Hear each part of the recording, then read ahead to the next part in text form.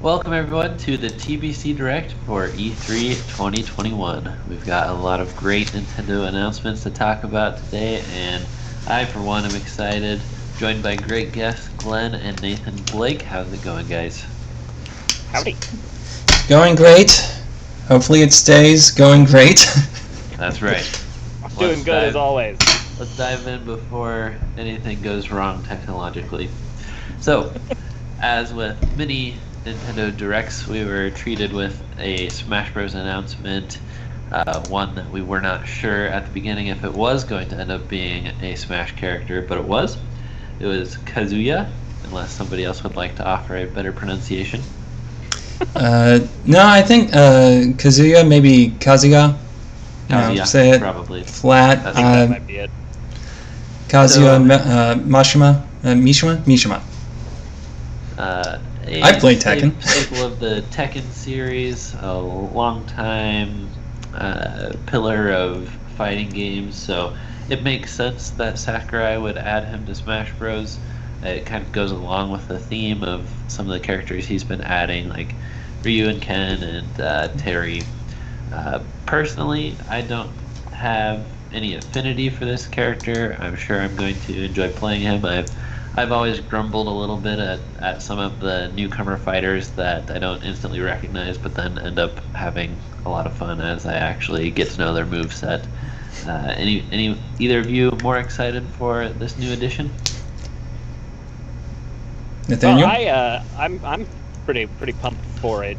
Humorously, even though I was always more of a Street Fighter fan, the only arcade machines that I had a lot of access to when I was younger was at the Mazios that we would frequent. There was a Tekken Tag arcade machine, and so I got to play a decent amount of Tekken Tag.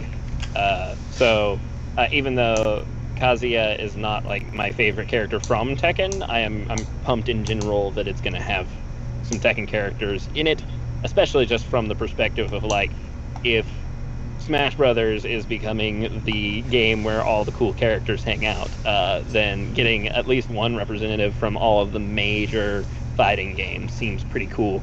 I'd love to see a like Guilty Gear or Blaze Blue character show up randomly now, just so that you could say you had all of them. Right. Glenn, any thoughts? Well, there are a few people in the chat that I want to say hi to first. I'm going to say that's Gabby, could be Gaby. Gabby Cotto and Jackie Wakelin, I think. So, Yeah, welcome to the stream. That's probably Rachel using that account. Hey, Rachel. But anyway, so Tekken. I am not a fan of Tekken. I don't like the aesthetic. I don't like the gameplay. So this, I mean, it's cool that he's in there, but not really the biggest fan, no. I think it's a risky move. I mean, this is the second to final character that we're getting for Super Smash Bros. Ultimate. And when the Fighter Pass 1 was almost complete, we thought that was going to be it, and they announced there's going to be Fighter Pass 2. However, in the press release this morning that Nintendo sent out, they did confirm that we have one final character on its way after Kazuya. And it just, I don't know if it makes most sense to add someone else that no one was really asking for. I'm sure if I searched Kazuya on Reddit, I could find a few people who posted it, but it's not like one of the mainstream requests like Waluigi or I don't know. But it does seem to be Sakurai being Sakurai, and like you said, Nathan, I'm sure that there are a lot of arcade fans that are pleased with this. So overall, interesting way to start out the Direct, and I was surprised that we didn't get the second Smash Bros. Fighter reveal. I thought they might bookend the Direct with it, but we will get that last one later after we learn more information about Kazuya on the 28th of this month. They will also not be revealing the next fighter during that Direct, so we've got a little while longer that we can speculate on who that last slot is going to go to. Well, Crazy K says that he'd like to see Eggman join the Smash. Yes. Yep. And so It It is Also, Gabby asks how we're doing. So Doing good. thank you for asking, Gabby. Pretty good overall, but this stream has been off to a bit of a rough start, and it's had me. It was a stressful beginning, but it's going good now. It's a good day to be a Nintendo fan, I think. I do feel like it is, since Kazuya isn't one of the main ones that people really were asking for, it does put us in a really interesting position, because there was a couple of characters that pretty much if you had asked anybody, you would have been like, yeah, that one's going to be on the list up until this exact moment. And now it's not, there necessarily is going to be one of those characters that people were sure was going to be in it at some point. It's not going to be in it now. Right. And the final one could also be kind of a curveball like this, one that we just don't predict. Absolutely. So let's try not to get our hopes up too much. Yeah, but my issues with Tekken aside, it is nice to see a karate fighter in Smash Brothers. Sure. Yeah. And it's just in general, it's easy to look at these new characters coming out and be disappointed when you don't get the one that you were really hoping for or whatever. But I mean, at the end of the day, it's still one of the most amazing feats ever conceived to make such a massive, amazing, well-balanced fighting game that's just a blast to play whether you know what you're doing or not, and has so many characters that everybody has a favorite there. And so it's very easy to look at this and be like, man, I didn't quite get what I wanted. But at the end of the day, it's like, but it's so amazing still. Who cares? Yes. Next game, Guardians of the Galaxy. This was previously shown in another E3 Direct, or presentation, I should say. But Nintendo spotlighted it specifically on Switch. They did not mention during the Nintendo Direct that this would actually be the cloud version, but we were able to get that information elsewhere online. So if you purchase this game, you'll be playing it on a computer somewhere else, and there might be a little bit of latency. There's been a few other games on Switch that have done that, like Control.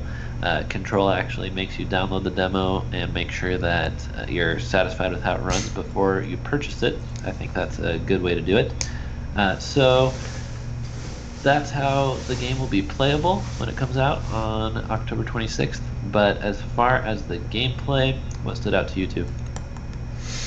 Not much. I'm not particularly a big Marvel guy. And if it's a cloud version, hard pass. I mean, the internet issues I've had right now, just trying to stream this, error, YouTube is not receiving enough video to maintain smooth,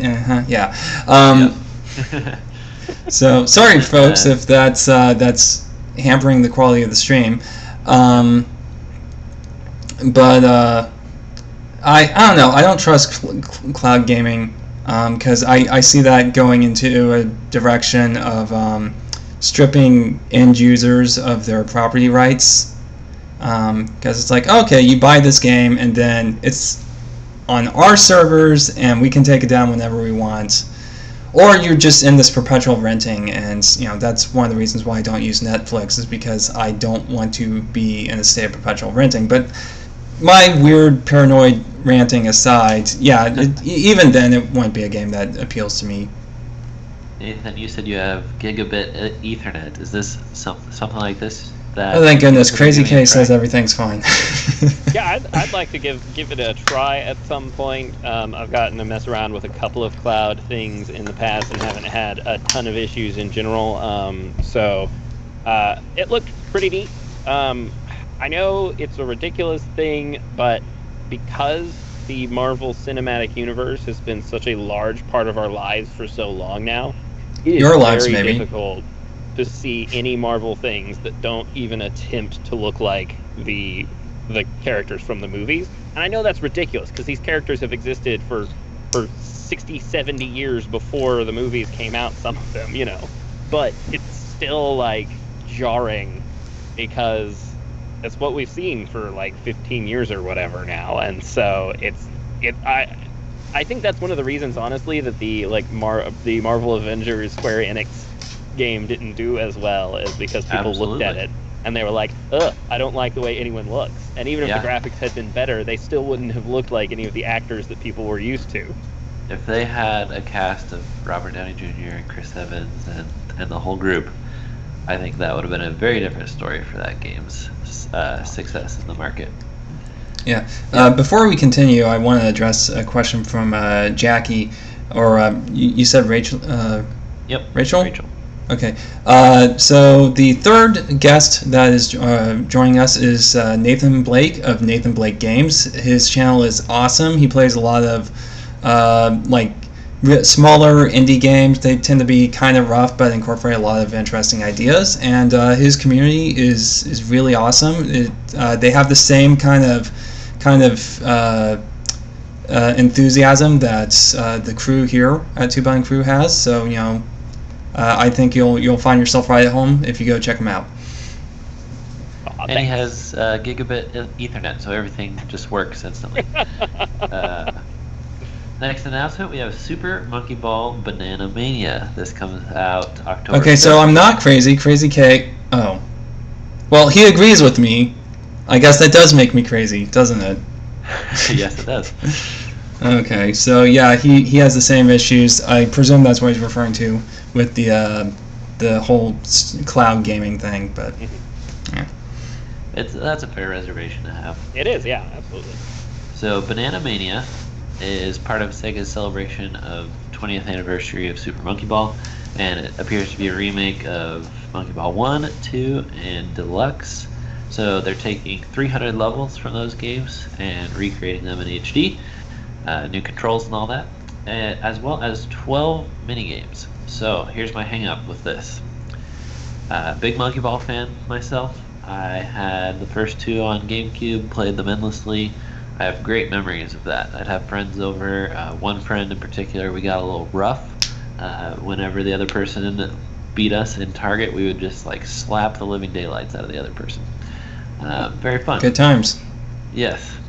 And I had mentioned specifically Monkey Ball Target.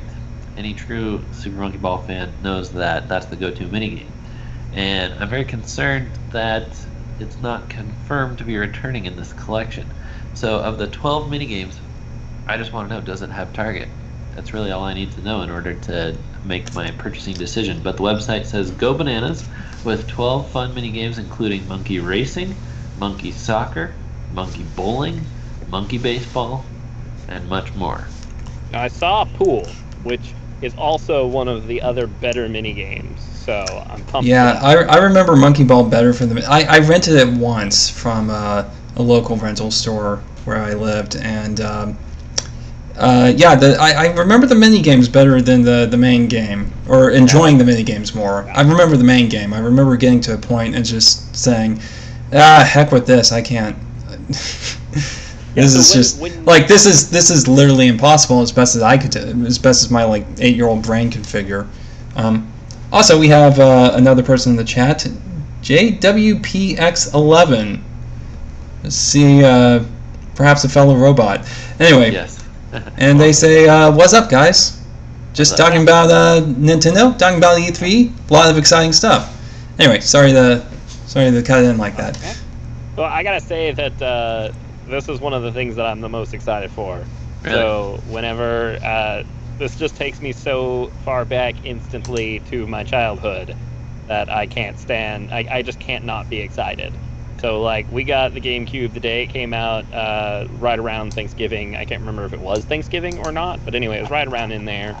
And we picked it up from a random little Walmart in the town my grandparents live in, and we got Luigi's Mansion with it at the same time. And then that Christmas afterwards, I have no idea how my parents managed this because they were always super poor, but they got Pikmin for me, and Rogue Squadron 2 for my oldest brother, and Super Monkey Ball for my brother that's between me and the oldest brother. And so since Super Monkey Ball was the main one of those three that was the only one of those three that had multiplayer, that ended up being what we did the most together with our GameCube. And I still remember when my oldest sister got married and we had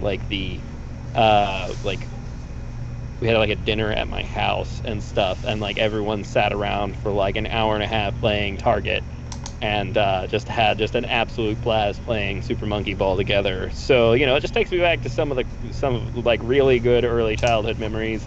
So I'm very pumped. I'm totally with you. I think a lot of people our age have a similar experience because that game was pretty ubiquitous for the GameCube. So yeah, actually now that you mention it, I remember one of the weird things I remember about Super Monkey Ball was it was one of the few games my dad actually walking through the room was like, you know what, I want to try this. And so he was he played the dogfighting mini game with us. So tell me, Nathan, if you were holding a dull banana to your ear right now, what would it be telling you? Would it say that Target is coming, they're saving it for a Monkey Ball Direct in the future to announce, or what's going on here? I think Target's coming because my main reason is that you look at this little smattering that they have here on the list: monkey racing, monkey soccer, monkey bowling, monkey baseball. What are all of those? Well, they're all just like sports mini games, and you can find sports mini games pretty much anywhere. So they have to have realized that Target is one of the few ones on their list that is like a unique and interesting experience that you can't find other places. I can't, and it really incorporates the actual mechanics of Super Monkey Ball still into it, because like for those of you who don't know, it had like a pretty legitimate like pseudo physics engine where your ball would hit and bounce around a bunch, and that's a big part of Target, was like landing on this small target and then your ball would bounce and roll around a little bit, and like you don't really need those mechanics near as much for like bowling and pool and stuff. Yes. All right, so before we move on, Crazy K says he's not interested in Monkey Ball. So are you buying the special edition, Nathan? $40? I probably. we'll have to see where I am monetarily right around that point, yeah. But I'm very interested. That might be a good stream game. Just saying. Yeah, absolutely. Some goofy fun.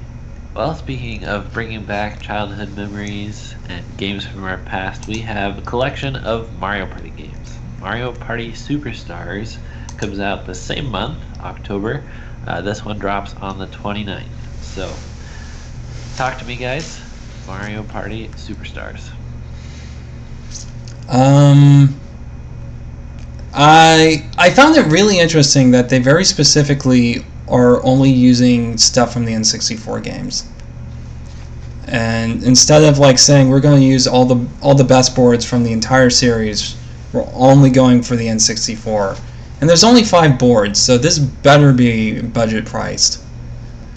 So the way I see it is that I think there's a reason for that, and the big reason for it is when they released Mario Party 100 Top 100 or whatever they called it for the 3DS. The largest complaints were that people wanted them to focus more on the N64 games, and they wanted boards in the game. And so weirdly, this is like Top 100 2 Electric Boogaloo, where they go so they're doing their thing where they port an old game onto the Switch. to some extent, yeah. But like in true Nintendo fashion, when they do that, they like fix all the things that people complained about all of that time. So I'm pretty pumped in general because Top 100, a lot of hardcore Mario Party fans were really excited about it, and then whenever they started playing it, and they're like, "What do you mean there's no boards, really? Like, what are you talking about?" And they're like, "What are all these garbage mini games in here? Like, where are the actual good ones from the N64?" Like, and so I think this is the answer to those people who, they said, "Hey, we know that the true Mario Party fans really want Mario Party 2. And so we're giving you some of that glorious stuff on handheld and online with your friends." Glenn, your new webcam's looking good, but you are out of focus, just so you know. Okay, on Mario Party Superstars, I noticed that they were talking a lot about the online features. Online was recently added to Super Mario Party, which was interesting because it was so late in the game's lifestyle, but also because it seemed to have connectivity issues. So it was a lot of people tested it, and there was a pretty high percentage of not being able to finish the game because one or more people would be dropped from the connection. So it seemed like they were going out of their way during this presentation to say, you can save in the middle of the game, you can take a break and come back later. If you leave, you can retake your spot. So that's all great. I just wonder if they're aware why not have this good system in place for Super Mario Party as well. Yeah, I think that is totally. I noticed that they were very specific as well, of being like, hey, by the way, you can totally save in the middle of an online game and come back to it later. And so that makes a lot of sense, because I was not keeping up with Super Mario Party's online stuff. So I just, it's so sad, because I love Nintendo with a deep-seated passion, and they're so great at so many things, and they suck at internet. And It's like, guys, it's 2021 at this point, and like people have been playing online games on their refrigerators, so you guys have to figure this out. I know, we keep saying like the next console they'll put a good infrastructure in, the next console, and we've been saying that since Wii. So okay, I think we're ready to tackle possibly the biggest game of this year's E3 presentation from Nintendo, Metroid Dread. I'm stoked to talk about this one, and I'm also excited that it's one of the games that comes out soonest.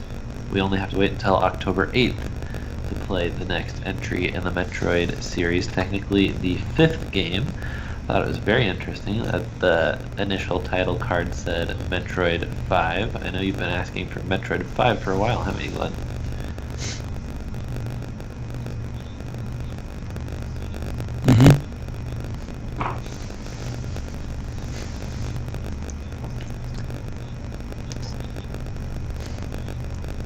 Really?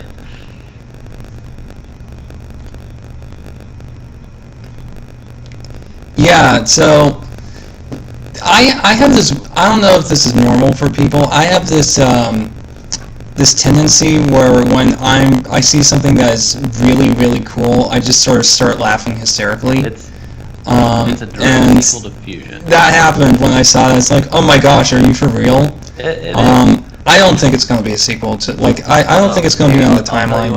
I don't know, maybe because it's Metroid 5, maybe it will be further down the timeline than Fusion, but I'm not getting my hopes up. I really don't. The game has some cinematics that give you a recap of the story before. Sure. Just because they call it Metroid 5 doesn't mean... I mean, just look at Street Fighter. Okay. Well, and we have here in the notes that it says that it concludes the saga, right? So that's yes. Another fascinating thing, whether you read the press release or watch the, there's also a separate video on Nintendo's channel. It's like the development history or something like that. They're all harping on the fact that this is a conclusion to the Samus Metroid saga, the story that began in the original Metroid for NES and has concluded through the 4 main 2D entries. So, super fascinating. Well, I think we will.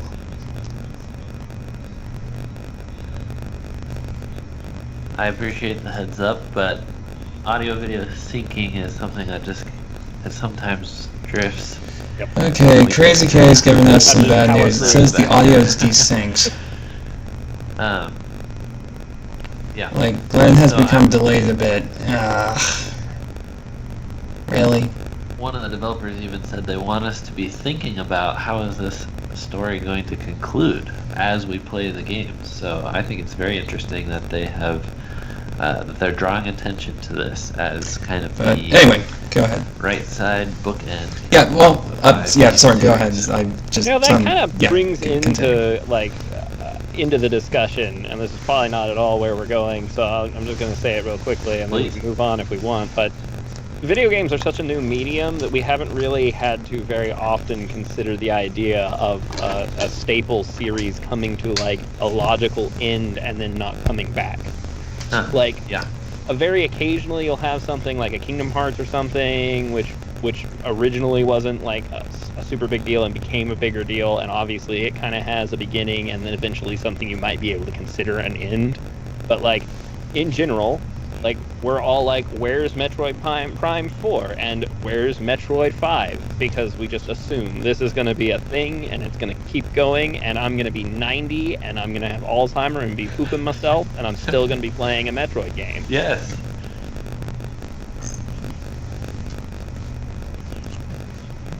Yeah.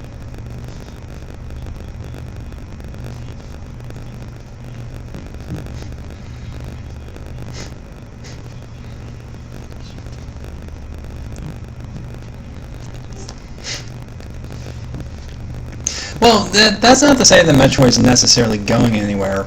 I think it's really interesting. They can always do more series. in between games, Because if and it's the they end said of it's the end of the Samus Metroid Then the Metroid saga. games either That doesn't don't necessarily feature mean Samus, that don't feature Samus won't have further adventures they after continue that. It featuring just Samus the way I in interpret that is Metroid, that their names that's going to be the They're end all gonna of start Samus making fighting Samus Metroids. games Right. with Samus in the title. Or name it something entirely different and still have Samus in it. Or, of course, the other option would be get a new protagonist in there and then also not have Metroids in it and have it be set in the universe. I've always thought it'd be so interesting to have a game where Samus defends Earth from alien attackers. But I think Nintendo would need to up their cinematic game and their voice acting game before taking on something like that. So, fun fact, this is actually the third time that Metroid That's a Dread possibility. has been in development. I was blown away to see that subtitle because I originally... Yeah.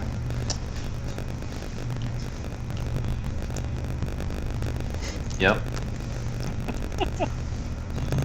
I let out an audible holy moly when I saw that subtitle, because yeah, it was 2005, before E3 when I started. Oh yeah, like when I saw that, it's just like, no man, show. it's been It continued to like be in the what, record mills for 15 like years 20 since the initial just rumors never and names been materialized. flowing around. I thought that was just made a something video fans made about up. Metroid Dread in 2016, and that video has actually gotten quite a few more views and comments today as people go back and search for the title. It's kind of like when people make a Star Wars theory video before Rise of Skywalker comes out, and then it turns true, and then that video is recommended. So I even tried to track down some new information and was able to get in contact with someone who went to E3 in 2007, I believe, and got a print off from Nintendo about Metroid Dread with information on it, but they pulled it from their presentation at the last minute. Now they're saying that the game has been canceled twice because each time they felt like technology was not there to keep up with the product that they were trying to make. So I don't know what I think about that. When you guys see the trailer, when you see the gameplay, do you think there's anything really revolutionary about this one that would have been hard to pull off 15 years ago? Well, I think that it clearly, obviously, between the name and the feeling we get from it, it's clear that they're going for like a dread, a very spooky feel. And I will say that as a connoisseur of spooky games, spooky games have become more spoopy over the years as graphics and our ability to recreate more realistic sounds and stuff has increased. And that we're interrupting each other now because of it, I guess.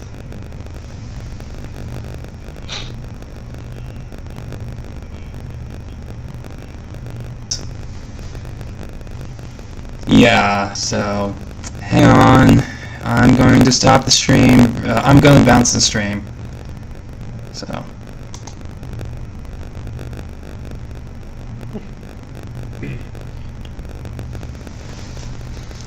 And starting it up again. But yeah, so from just a general spoopiness level, games have become more spoopy over the last 10 years for sure.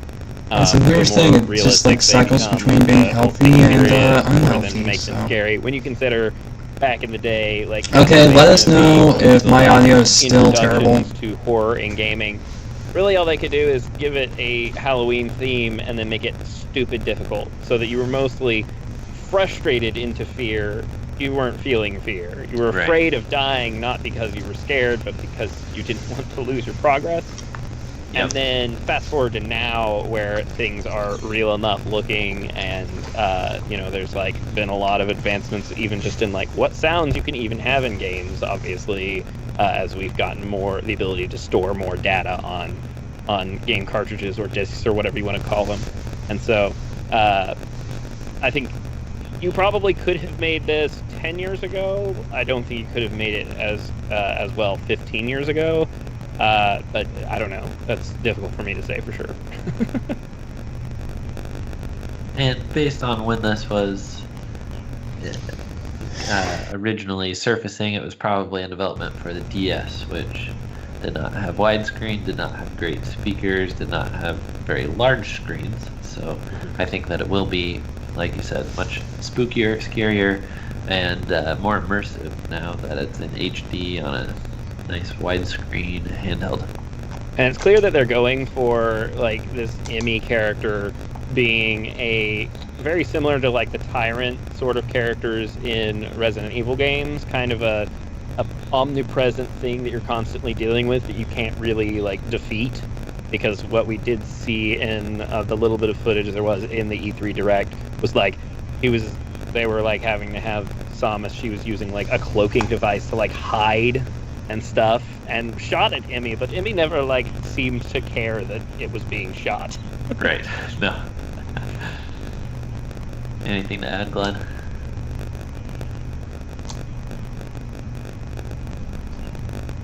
Oh no. Alright, Nathan and I will continue. Jump in when you're ready, or let us know if we need to do anything else.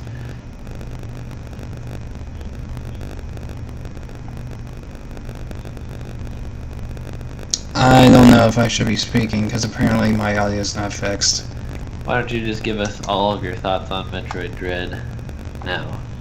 And we'll be silent. I don't know what to do. Like, at this point, I just have no idea what to do. So...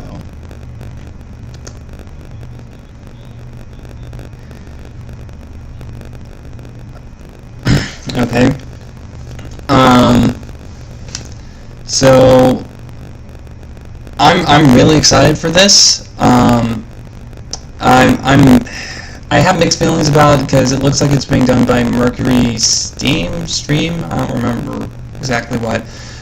They did good work on Samus Returns, but the issue I had is that Samus Returns was three-dimensional, and unfortunately that, because it has perspective and it's not orthographic, that means that it's harder to line up shots.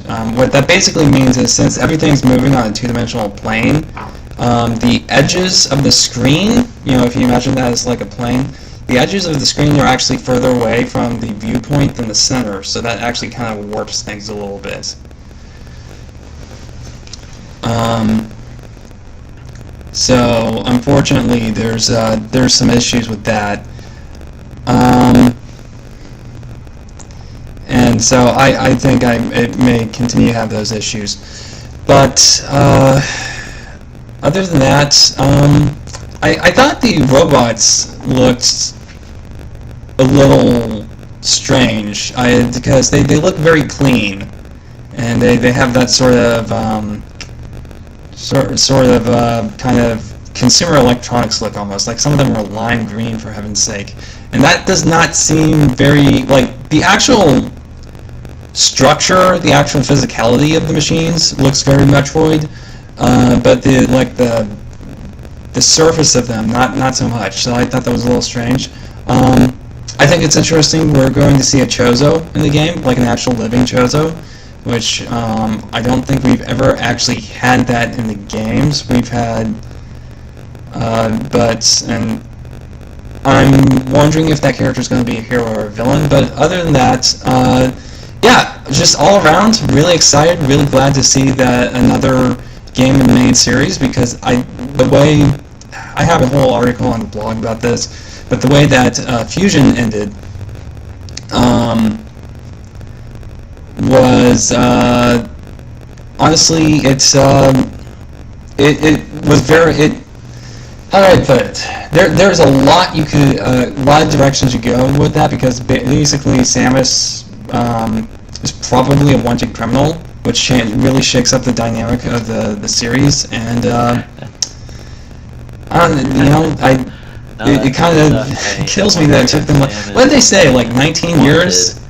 19 years to make a sequel to that, and so heard were created. That's basically all I have to say. And Space Federation. No, I'm rambling now. That's what happens when you give me carte blanche to just start speaking. I know that was the name of the 3DS game, but yeah, and maybe that has something to do with the lack of surface perfections, is the robots could be brand new.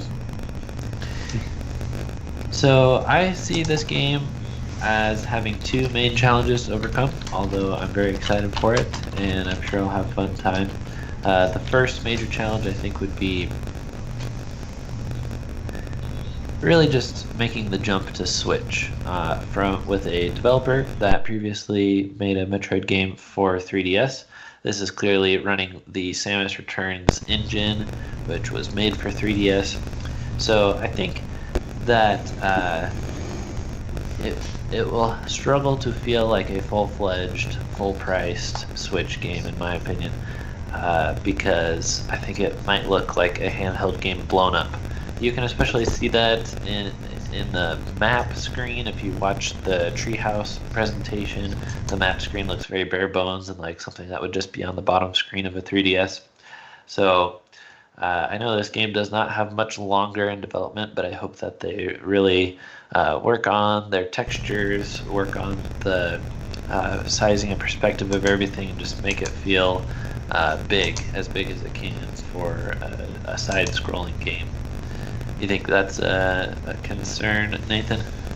Yeah, I definitely noticed that there was some aliasing in the game. Like, it looked like it was at a lower resolution that had been kind of blown up, and the sound direction I did notice was like occasionally jarring, where the music would cut out very suddenly, and then the sound effects would come a little bit afterwards in the scenes that we saw, and that's kind of what you might imagine from like a handheld situation where they're trying to save space and save resources on the console. So I do definitely agree that we could see some of that. So I'm just hoping that they kind of polish some of those things out. But like you said, if the engine is designed with one console in mind, then moving it to the other, there might just not be much that they can do.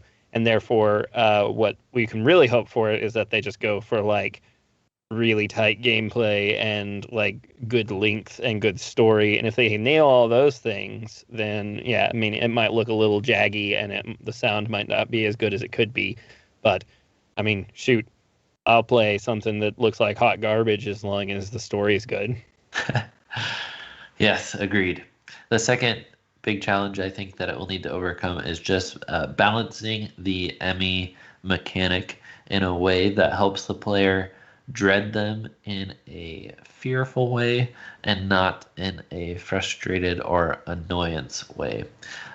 If you think about Bowser's Fury, that was a game where you had this constant looming threat with what was it, Giga Bowser or Fury Bowser? Something.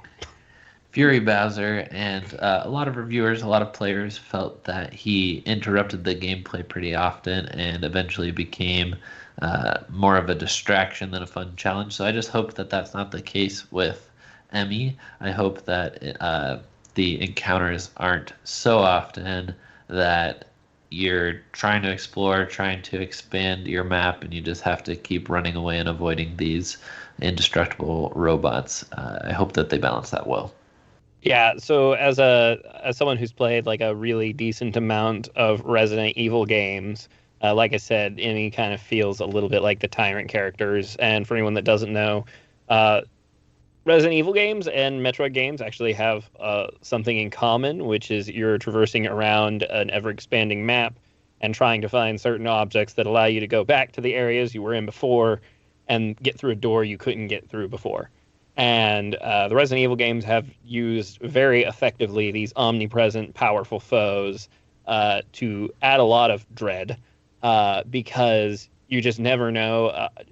Traditionally, they're off camera moving around the map, and you don't know where they are. You can hear them sometimes in another room, and there's usually multiple routes you can take, so you can try to like move around them and stuff. And it really does add to the fear and the dread, knowing that there's something nigh unstoppable following you. And so as long as they do a good job of making it where there's ways to work around them, I think it could be really cool at adding that level of fear and dread to the game.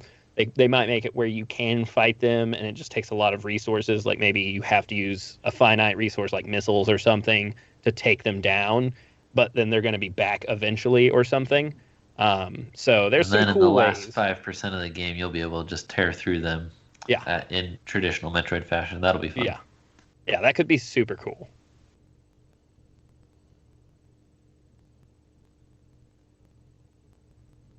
Very muffly. Yeah. A good try, Glenn. A good try. Oh, okay. All right. We'll live with it then. Yeah. Okay, I'm using my web camera mic. Can you guys hear me all right? Just, I guess, speak up so that we can make sure that I'll turn my volume up for you, Glenn. Well, all right. It doesn't sound bad on well, Metroid Dread comes out in October, and it comes with a standard edition or a special edition. The special edition has a bunch of art, collectibles, a steelbook as well. So that one's going for $90. And then for an additional $30, you can get a 2-pack Samus and Emmy amiibo. I've tried to pre-order both, but haven't had any luck today. If I do end up getting both, I will be spending $120 on a new Metroid game. I think Nintendo is pretty smart about this because Metroid has not historically been the biggest seller. Maybe a popular Metroid game will sell 1 million copies compared to multi-millions of a Smash Bros. Or a Mario Kart or a Zelda. But they do know that the Metroid fans that they have are very dedicated, and I think they know that they can get extra money out of us. So the Samus amiibo will give you an E-tank, and the Emmy amiibo will give you a missile tank. So I'm curious if those will be extra, or if you don't buy the amiibo, are you just going to have one fewer E-tank? Or I'm very curious to see how that works. Can you not 100% the game without buying the amiibos? Because if so, that's actually kind of frustrating. Wouldn't that be insane if you find everything on the map and then there's still a little sliver missing in your health? All right.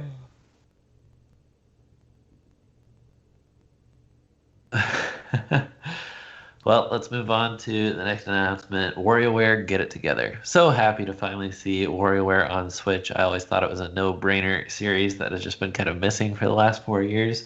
At first, I was like, wait, why are there playable characters moving around the screen? That's kind of different for micro games. And then it all made sense. It's for multiplayer. Because when you're playing single-player WarioWare games, part of the fun is just finding out what you're controlling on the screen. Like, what does my control stick do? But that part is going to be a little more streamlined just so that you can play co-op and you can both know exactly where you are on the screen. The challenge will be figuring out how to complete each microgame and work together effectively. So I'm super excited for this. Comes out September 10th. WarioWare fans? Yeah. Glenn? Yeah. Yeah, I like WarioWare a bunch. I got a very tired neck a number of times playing the original WarioWare in Walmart. Yeah. So good times. Did we have the same childhood? Apparently, Scott.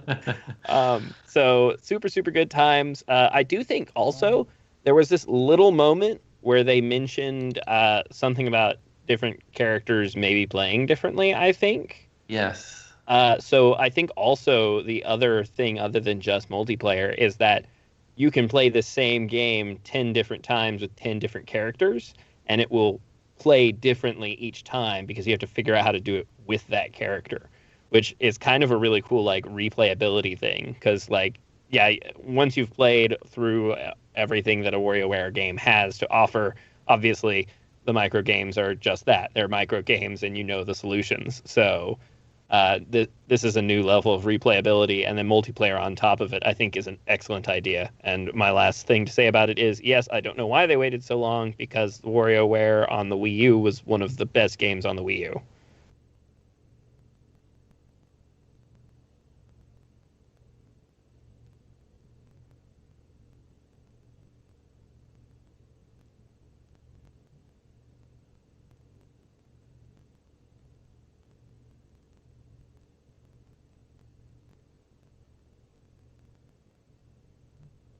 Yeah, I basically the same here. I think that it's one of those things where I saw it at first and I was skeptical when I first saw the characters on the screen because it's like, gee, that seems really Your weird. family was more up And class than then, ours. it's like, oh, but you can choose multiple characters. Okay, that actually adds like a really interesting twist to it. Um, I don't have a whole lot of history with the WarioWare series. I mean, I did play it at like Target demo kiosks as a kid, but my real, apparently, my only the only time I've actually All owned right, we are nearing the end. We have Mario plus Rabbids Sparks of Hope. but so I'm probably gonna pass on this one just because I'm not a huge Let's do it. WarioWare fan. Oh yeah, yeah. So the That's Danganronpa interesting. series is super cool. Like it's essentially Phoenix Wright, but murder games. Instead of So I instead did of look into being this. There is one a game that detective came out lawyer, similar you to this are that was actually involved in good. murder games. Danganronpa. And so it's a really interesting story, you know, half visual novel, half tearing people's arguments apart after getting a bunch of evidence. And so I am pumped for more people to get to see the series. I think it's hilarious that they're like expanding upon the weird Mario Party-esque board game thing that was apparently part of one of them that I'm not sure where that came from. So maybe it's the third one because I haven't gotten to it yet. Yeah, it's a standalone mode now, right? Yeah, they've expanded it and made it its own mode. And then like, lastly, yeah, oh yeah, absolutely. Um, so I think the weird place I am with this is that it's a pretty niche thing because when you say I think they should murder expand it. games, like half of your audience immediately is like, I'm out. But no, they already So made its it own already series. has a cult following. So people who want to play Danganronpa probably own it on a couple of different mediums already, including like the PS Vita or something like that, which I think is where the first couple came out. Um, okay. So I'm kind of wondering. I am happy that these games will be more accessible for modern audiences, but they're already on Steam and stuff, so I'm not 100% sure if it's necessary. I am excited that they did the Right, smart so thing and they're just to start, selling them as separate just to start games this on off, the eShop. Crazy K. That's a genius move because anyone who already owns some sort of like multi-pack of like the first two games, which was available multiple times over at this point, but hasn't gotten the third game. It's an excellent time for them to get that. And then since they turned the weird board game thing into a full game, getting that, I think ultimately it's a cool idea. And I'm pumped for it to be available for other players. I won't be getting it probably unless it's like super on sale because like I said, I already own the first one and maybe the second one in like two or three different consoles because of just how sales and stuff have worked out over time. And the third one I own definitely on PC. So I'm not sure who it's for. I guess it's just for new people who are like, oh, I've heard something about that one time, and that looks kind of neat from that little trailer I watched. So sure, I'll grab it.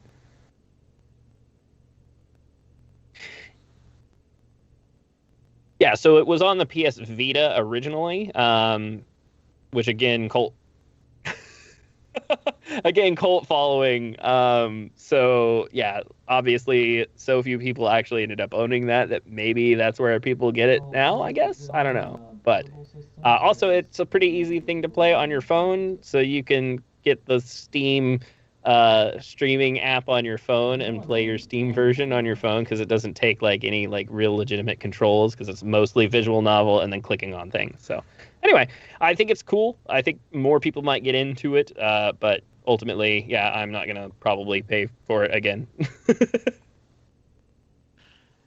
Mario plus Rabbids Sparks of Hope comes out in 2022. This was shown at Ubisoft's press conference as well as on the Nintendo Direct. The big new thing here, I guess there's two. One is that it's incorporating Super Mario Galaxy world and characters, and also there's going to be free movement, so to speak. That's getting rid of the grid, and it's just giving you a circle showing you the range that you can move within, which I think will function effectively the same because you got kind of that range of movement of how far you could go. It's just split up into squares in the original. So I think this looks good. I'm sure it'll be fun. The first one was received pretty well. I do wonder if people will go out and buy this game. 2022 is pretty far for a game of this scope, I think, to wait for. But the other thing is just that a lot of people have purchased the Donkey Kong DLC and not beaten it or not played it from the original game, including myself, and I just see that everywhere online. So also the original Mario plus Rabbids consistently goes on sale and can be found for pennies on the dollar. So I just wonder, will this actually get people to go out and buy it on day one? I think that the free movement might add more aspects than we think it will. So I'd like to see how that works out. Simply because I've played Worms a little bit. The 3D Worms games obviously end up working a little more similar to this than they do XCOM. So the original one was XCOM, and then you got this. So I think there could be some neat.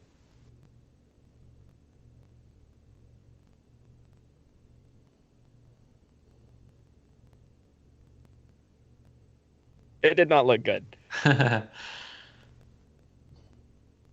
Yeah.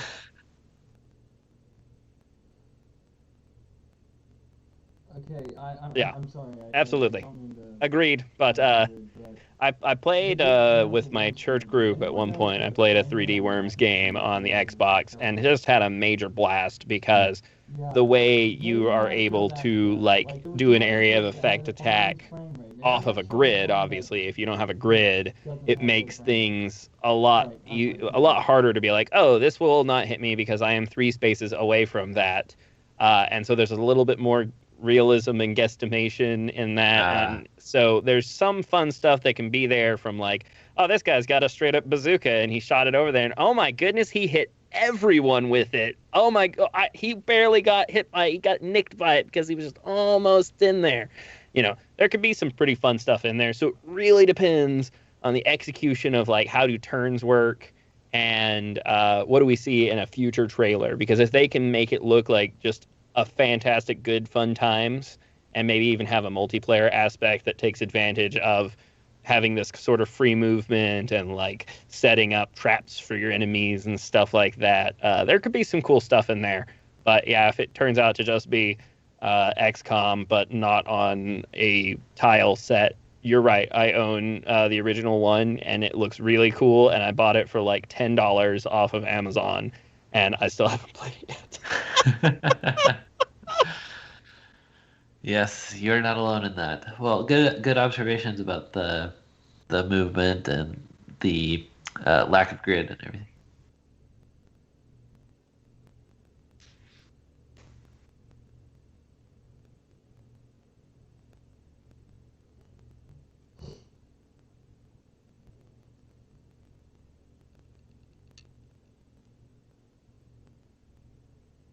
Yeah, it reminds me of my brother described a game. I think it's Warhammer game. It's like I want to say it was like Yep. Vermintide or something. But I may be getting that wrong. So, Glenn, if you But have the outline up, I'd love for you to take this the next one away, because I don't even want to steal your joy of introducing this game. They went in one circle, but the second they stepped over the line, it's like, oh, you've expended another movement point or something.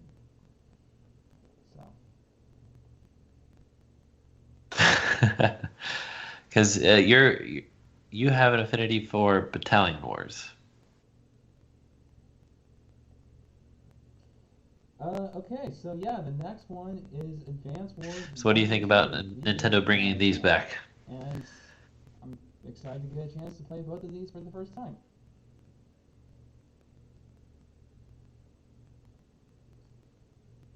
Battalion Wars, which was a spin-off. Its working title in development was Advance Wars Under Fire. I think it's great. I think unlike I had reservations about the sort of plasticky aesthetic in Link's Awakening. At all? Okay. I think it works here because the soldiers have kind of a toy-like aesthetic. So it looks really good. I'm not sure I'm going to be picking this up. Nathan, did you want to touch on Advance Wars?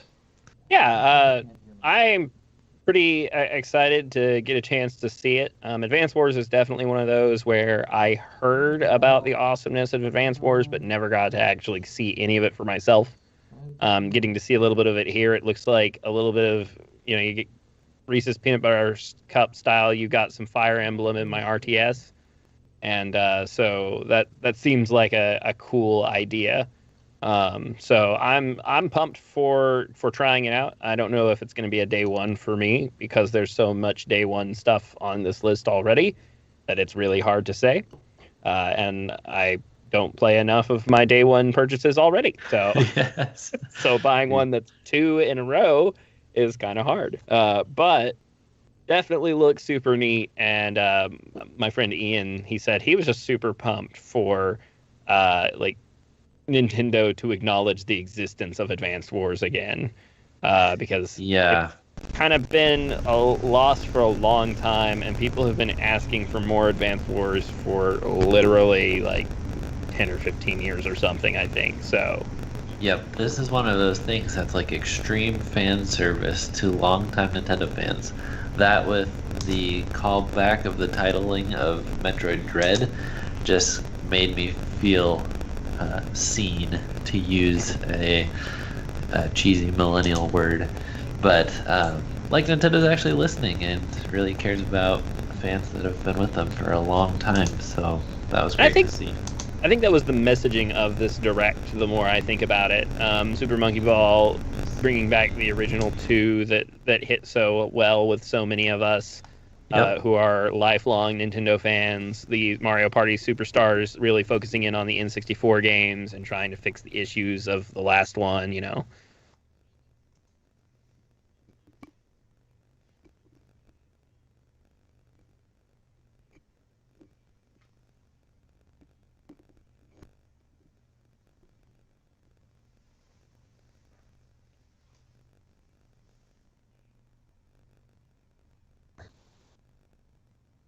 Right, I can hear you perfectly fine, so I'm hoping that's... I can too. If you can hear me, if the buzzing is gone, Well, we only have a couple more games to talk about here, and they are Legend of Zelda games. So this is the 35th anniversary of Zelda, and similar to how Mario was celebrated, at least one of the ways that Mario was celebrated, Game & Watch is coming back with another limited edition handheld, this time featuring Legend of Zelda for NES, and the sequel, Adventure of Link, and then the Game Boy game, Link's Awakening. Previously remade for Switch. This is the original Game Boy one. Game Boy Color, it looked like, right? That's a color. It was just on the Game Boy. There was the Link to the Past DX was a Game Boy Color re-release, and it never gets the love that it deserves. But right. So this one is not the DX version. Okay, so this will be another $50 Game & Watch. I skipped the Mario one. What do you guys think about this Game & Watch business? I think that, yeah, I skipped the Mario one. I may bite on this one. Really? What makes the difference? Well, I've just never been as big of a Mario fan as I've been a Zelda fan, and so this is gonna get me right in the nostalgia, like memorabilia collectible like feels. Like I'm not very likely to go out and buy like Mario hats or Mario shirts or Mario, like I don't have like a little pipe that I keep on my desk or anything, but I have a little plushy Triforce and a little treasure chest with a bag of rupees in it and stuff. I occasionally end up with cool Zelda stuff. And so this is kind of my, like, $50 is a lot for 3 emulated games that I could get elsewhere. But, I mean, it's cool, but I don't know. But also a clock. Yeah, also a clock. That was kind of neat and also doofy that the clock is on there and you can play it.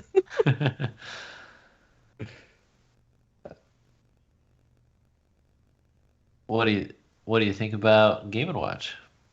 This can I predict?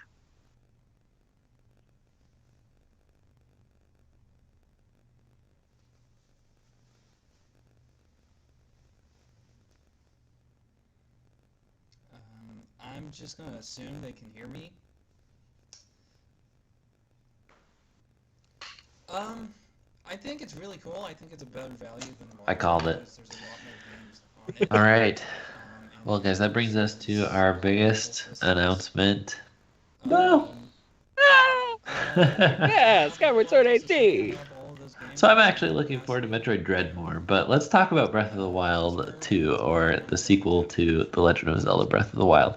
We got another trailer with some gameplay mixed in there. And I'm sorry to say that I'm a downer on this one. Would somebody like to offer a more positive outlook first? Okay, so this is where the underwhelming came in because I was so looking forward, especially after the last Direct, looking forward to getting any sort of definitive sort of date on this outside of the year that I'm sure they'll push back anyway. Yes. And if I didn't get that, I would have loved to have seen a little bit about what it's going to be like when you're running around in the world interacting, because I'm really hoping beyond hope that one of the big changes between this one and the last one will be how you can interact with NPCs and stuff in the world, and that they make this one feel more alive than the last one, because they obviously did some really amazing things in Breath of the Wild 1, and I love it. It's a great game, but for instance, when you talk to a random villager and the first time they turn into a Yiga clan person, you're like, whoa, that was super cool. And then you're just like hoping that you're going to get to have any kind of interaction with somebody just walking around that's that interesting, other than, of course, just the Yiga clan doing it like 1,000 times, and then you start recognizing it, and then you're able to guess it's going to happen. So what I'm hoping for is that we'll get to see soon some of how they're going to make the world feel more alive and stuff. The whole, clearly, like, they're showing us the HD remake of Skyward Sword, and then they're like, also, Skyloft sort of thing is here in this new version. I think that's a great idea as far as getting a new way to play the game and adding some fresh stuff to it. And so I think that's really cool. I wish we had gotten a longer trailer and a more definitive date, considering how long we've known about it and how many times they've talked about it, but how few actual details we've gotten. And then my last thing to say, which is on the like up end of like being more excited, is it did seem like there was a scene there where the Sheikah Slate stuff seemed to be coming from some sort of awesome looking gauntlet sort of thing that he had, perhaps. And that looked, yeah, well, it changed. So at one point it looked like more like glove-like, and at another point it was Samus like around his Samus style around his hand. And I was like, that looks pretty sick. Yeah. Yeah, it looked like a flamethrower or something. Yeah. You got it. Yeah, it looked pretty sick. Mhm. Oh, like Midman. I could have sworn. Okay, I've only seen it once. And I wonder if it's going to be like transforming when you use the different abilities. It changes its shape around his hand, and so like maybe it turns into a dragon head and shoots fire, or it turns into like a chain sort of looking thing and does the time stop thing. Because I think that's what I'm remembering whenever I saw him do the time stop, which the time stop was very different now, which is cool. And there's that weird moment where he dug through the ground and he glowed green. And like came up out of the top, and also he looks like he hasn't had a haircut in like 100 years again. So I'm like, wait.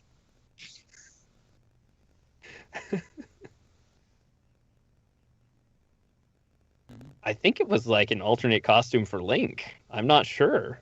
There's some.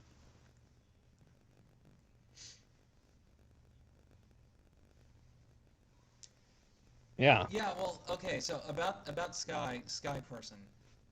Is it just me, or did they never show that person's face? What if it's a different generation's Link that has been like frozen for so long? We saw kind of some more like 3/4 angles. So we could go, okay, yeah, that's Link. Yeah, there's some cool stuff that could be there.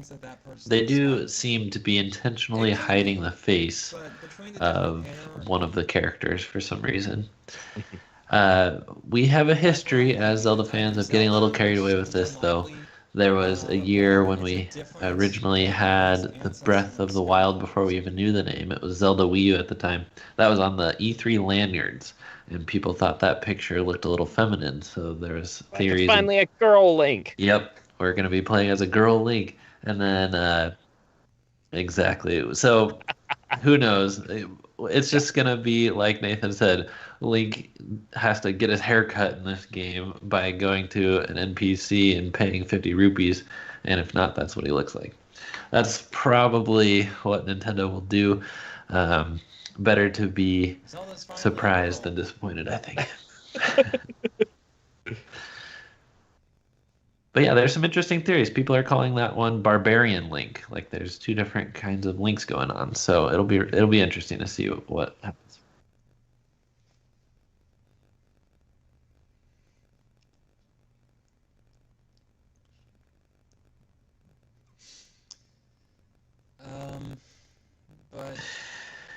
Well, I think I was more excited for this game after seeing the previous trailer, the original reveal 2 years ago, because that had such a good mood with the kind of creepy corpse scanning and exploring the underground tunnels and stuff like that. And very cinematic. It was, and I think they also kind of led us to believe, again, being a hopeful Zelda fan, that there's going to be some kind of co-op or character selection element where it looked like Link and Zelda were going on this adventure together. Then 2 years later, we get this trailer, and the first thing Zelda does is fall into a pit and isn't seen for the rest of the footage. So it's like,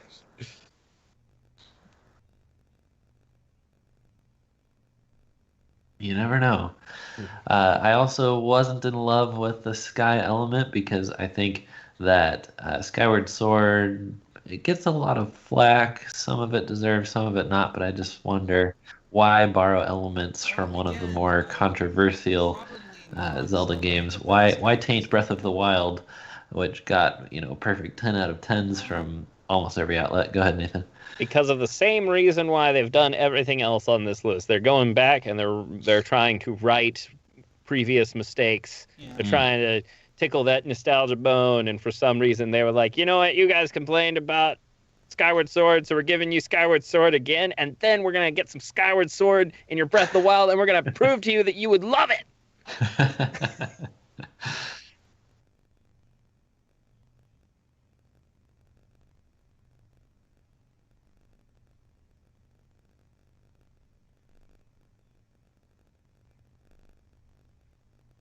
It was hard not to think of Skyward Sword, though, when you see diving through the clouds. Mm-hmm. Yeah.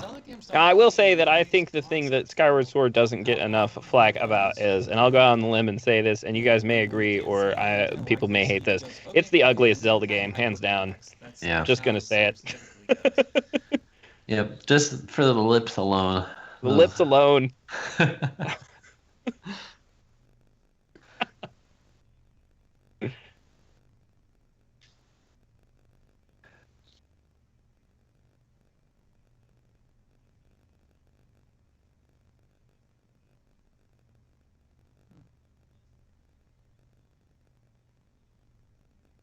Yeah, I could see I, that. I mean, I know this isn't a fair comparison. I would say like the NES games, because not just because they're 8-bit, but even Right. for Yeah, like for sure. But it is hard to give like, NES graphics Van compared to Gogh's actual like childhood fridge drawings like a hard time comparatively to like the thing he did right before, one of his most famous paintings or something. what it took to I'm going to be make 3-color sprites look good.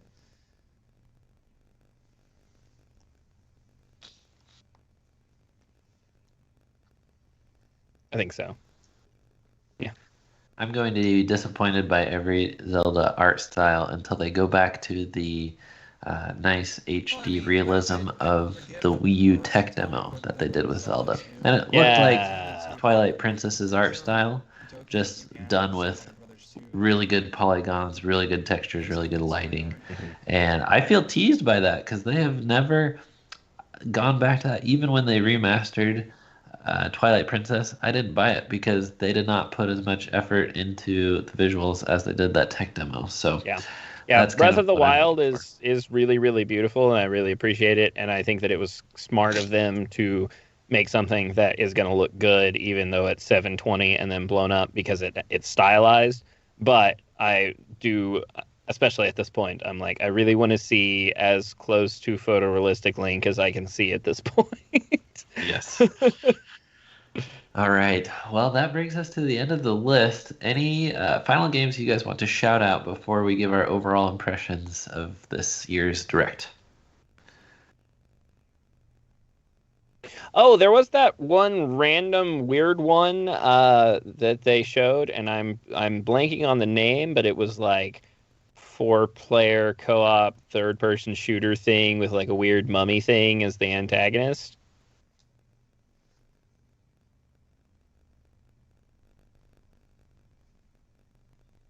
That And was sure a game. I gotta say, it looked kind of nifty. Like it wasn't like, oh, I'm gonna go buy that right now, but it looked kind of nifty for like a new IP sort of thing. I was like, oh, I could play that with some friends. Hang on, I have an article that lists all Oh, Was the it games. is it a There's something is Strange it Brigade? uh, so is it ported from something else? Oh, okay. All right. I missed it wherever it was before. It looks pretty nifty. I'd try it out with some I friends. don't think that's new, though. I'm pretty sure I heard about I that guess years it's ago. been on Steam. It's got a 9 out of 10 rating. A lot of people really like it. Strange Brigade. Cool. Yep. Okay. Yeah, I think it was Yeah, on good call. PC. I'd have to check that. So, Glenn, what do you think overall of this year?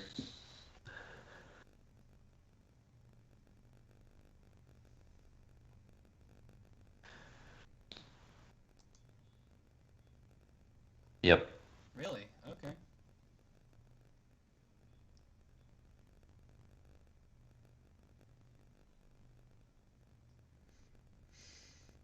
I think ending on the Breath of the Wild trailer was a mistake. I think they should have ended on the Metroid trailer. That was the hypest thing in the E3, and it was in the middle of the presentation. And unless you're like just a big fan of a kind of one of those more niche games like Shin Megami Tensei 5, which I am officially giving the award for most androgynous protagonist. Um, yeah, it was kind of one of those things where it peaked in the middle and then it tapered off, and I didn't get to mention this in the Breath of the Wild 2 discussion, but I think honestly it just it was underwhelming, and I think it was they just didn't show enough. Like they wanted to tease it, but it was very clear that it's like, okay, we don't want to give too much away because we don't have it all. It's going to be like sometime next year, And so it's one of those things where it's like I almost feel like no tease would have been better. Like nothing would have been better, or just like saying, just giving the like the year it was coming out, or the title, or whatever. Well, the title might actually be too much information as well. So yeah, overall, I liked it. Just Oh, because the one of with the plot, dogs? and there No, were a few okay. other games. So Metroid was good. The Advance Wars, I'm interested in. I didn't get to mention this because of the technical difficulties. I'm a little on the fence about getting Advance Wars because I have an Advance Wars knockoff for Switch that I got like 2 years ago and I haven't played yet, called Tiny Metal. But no, it's called Tiny Metal. Um, and so that's on my to-do list. I'm probably gonna have to bump that up before October. Okay. Um, but yeah, All right. the Advance Wars, the Metroid. What was one of the? I think there was like at least one more that I was really interested in.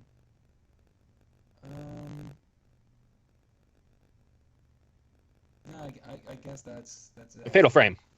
But those two just off the bat, I'm excited for those, and I'm excited for some of the stuff other fans get. Like I think the Yeah, that's kind of how they introduced the Direct, wasn't it? They said, we've got something for everybody, and we hope you find something you like. Fatal Mhm. So, yeah. So there was a lot here for a lot of different people. But like I said, Yes. the problem with that Yes. is that a lot of it is going to be kind of dry if you're not interested in everything. Yeah. Yeah, so I would say if I were to give this one a high mark, it's just because Nathan. Metroid freaking Dread.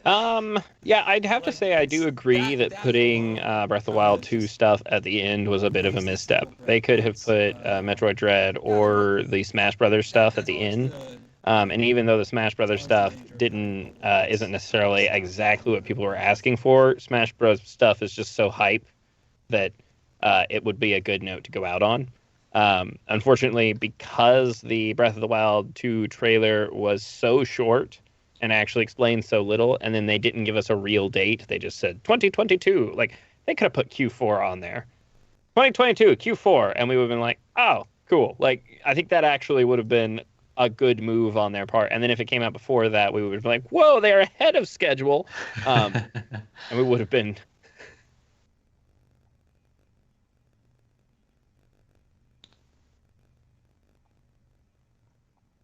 Yeah.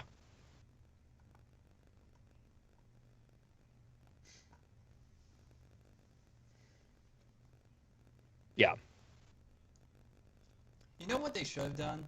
You know what Yeah. they I should think have that what they thought they were going to A do lot was they of were going to show a minute and 20-second trailer, a and there lot was of going to be enough of overall those like footage. 1 second flashes Just that so you had know a how little big bit this is something going to be interesting in it sequence. that we would all be And like then talking about. like What is one that or two 1 second shots of the flash of sky, Link and then in the castle barbarian going clothes? up, And and end it like that. And we, just do a yeah, ton of and quick so I think at the end of the day, it did. That's why I kind of said at first I was pretty underwhelmed. I think it's because I was pretty pumped about a lot of the things they were talking about, and then they got to the one thing that I was like, okay, this is it. This is the moment we've all been waiting for. And it was like, Yeah, but instead it became, yeah, what am I looking at? oh, yep, right, yeah, Age of Calamity, yeah. Oh yeah, I did that forget that about that. Yep, Well, also there was a bunch of fake outs, like because they right. said, yeah, I want to one more watch thing to the talk reaction about, and then compilation they on talk that because about they some say Switch one more HD, thing, and then it's the Hyrule and Warriors relaunch of DLC. I bet everybody was I furious. I was a little frustrated for a second, and Hyrule. then they Yeah, and moved it's on like, to more things. So that's they were good. those. But yeah, at the end One of the more day, thing. I Those am four very things. It's excited. one more I think series that they're going to talk about. There's probably four things I'm that they still spoke probably about. most excited about Breath of the Wild 2, even though the trailer was lackluster. I would probably be more excited about Metroid Dread, but I've been behind on the Metroid series for my entire life, so it's not quite as high up there for me. So yeah, Super Monkey Ball, that's fun, and Mario Party is fun. So we'll see what goes on with that. But yeah, and I did entirely forget about Shin Megami Tensei. Whenever you said, is there anything else you want to shout out? Because I forgot it wasn't on this list, and Yeah, that go does for look it. pretty sick. I've only recently gotten into the Shin Megami Tensei and Persona stuff, and have had some good fun with them so far. So I'm excited to see more. So we'll see. Yeah. I'd say I'm about 75% satisfied with this year's Direct, which I think is pretty good. Remember, this is the year where we're going to feel the effects of the COVID pandemic and work from home and all that. Not last year. Last year, a lot of progress had already been made on those games that they were showing and shipping in 2020. So for a game for a year when development was highly disrupted, I think they're still delivering quite a lot. Uh, you feel the gap, I think, in holiday.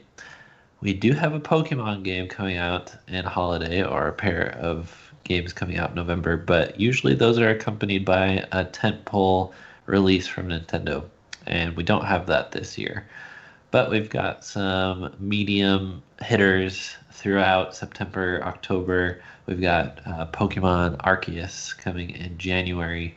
So there's things around it, but that felt like it was missing. Metroid Prime 4 obviously felt like it was missing. That's what Simeon was the most disappointed by. I know.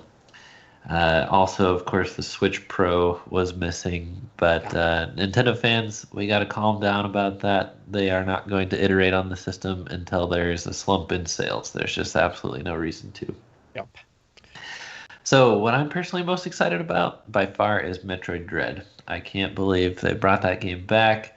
I can't believe they're giving such a great treatment to the 2D Metroid series, and I'm excited to see how that story concludes.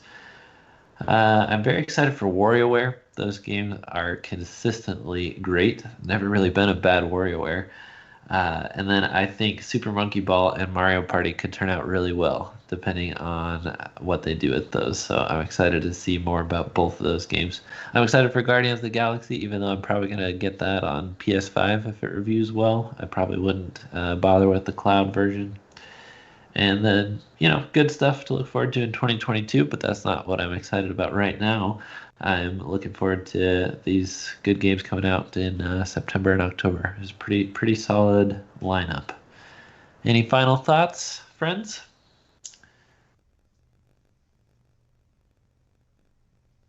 Ah, just in time. Hey, good to see you, Kazu.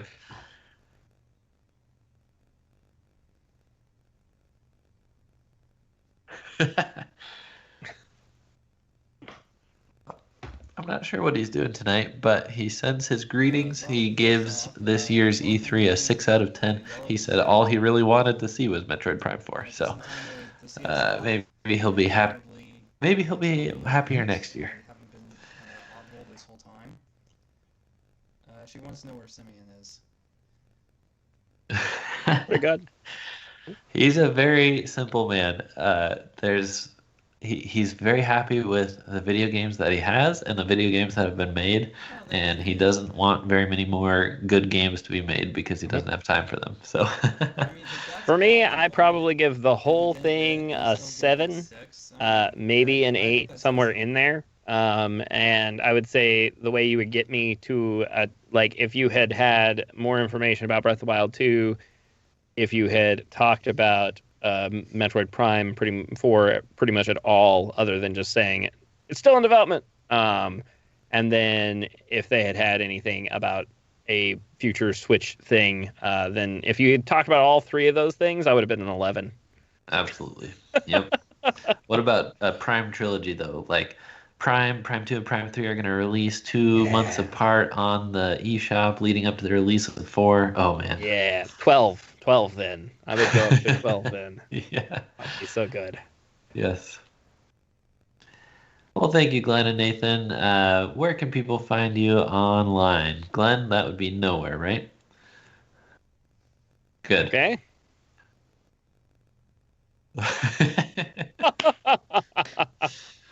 Well played. Nice.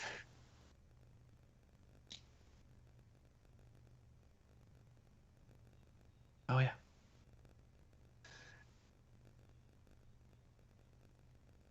Hmm. And heck, apparently you can't even hear me here half the time. Ball is in my court. But that said, I do have a review coming out soon. Yes. Yes, yeah. Probably. So, Nathan, what do you have going on at your channel, and how can people watch and get involved? All right, yeah. So you can find me on YouTube at Nathan Blake Games. You can also find me at Twitch at twitch.tv/Nathan Blake Games. And then just to ruin everything, Twitter won't let me put enough characters in, so it's Nathan Blake Game there. So you can track me down at Nathan Blake Game. And yeah, so I tweet fairly often, and you can keep track of my streaming schedule there. Or whenever I'm releasing new videos. I've been really inconsistent, unfortunately, on videos for the past little bit. I've been kind of going through a little bit of a slump trying to figure out like direction and stuff. But I think I'm kind of figuring it out. I have been streaming on Twitch really consistently more recently, like especially mornings and occasionally evenings as well. So especially if you are interested in hanging out with me on stream and maybe even hang out with me and my wife, because she streams with me sometimes too, especially if I don't play something too spooky, then you can follow me on my Twitter and you'll hear her whenever I'm streaming on my Twitch. So Nice. yeah, so if you want to do that, we have a really good time in our streams on Twitch because I love to let people like interact and stuff. So I've been playing Resident Evil games on there. Just starting through the whole series from start to finish. And there's this one guy, Matitude, who's been in there, and he like essentially shared every single detail about every single thing I needed to do in Resident Evil 1 and got us through like pretty unscathed most of the time. And so at the end of the game, I had literally like 40 healing items in my chest and like just a crap ton of ammunition and stuff. So it was just a lot of fun because we were like able to like goof off and have fun in the chat. And I like to listen to what my people in the stream have to say and let them participate. So if they're like, "Hey, go in that room and do this," then I'm totally gonna do it. I don't complain about backseat gaming. That's so cool. Would you stream some Metroid games? You said you've been behind your whole life. What if you played 1, 2, 3, and 4 in some form or another? Yeah, maybe that's totally worth doing. I might have to do that because I did whenever they released Super Metroid on the like Switch library, Nintendo library thing. I played through a lot of it. I was 90% of the way through, I think. I did get stuck in a chasm with some wall kicking monkeys for a while because what I discovered is the latency on between the controller and the screen on an HD TV makes wall kicking almost impossible. So I had to go handheld, and eventually that worked. So, but anyway, I had a lot of fun with that, so I wouldn't mind like maybe getting into some of that. So yeah, we'll look into that. Cool.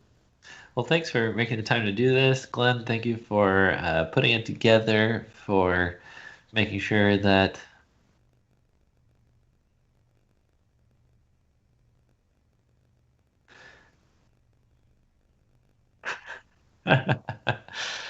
well, happy E3, everyone, also known as Gamer Christmas. E3 is back. Nintendo did a good direct, so thanks to Nintendo and all the developers working hard on these games.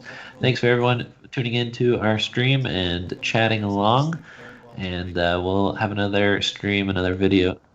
Yes, we'll have more content for you before long. Bye, everybody. Thanks for having me.